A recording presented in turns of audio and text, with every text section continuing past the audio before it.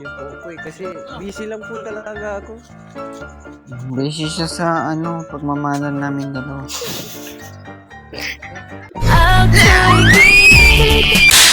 Busy lang.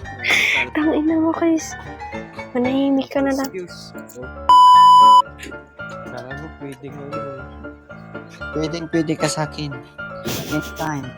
24/7, sa'yo lang kakaldang.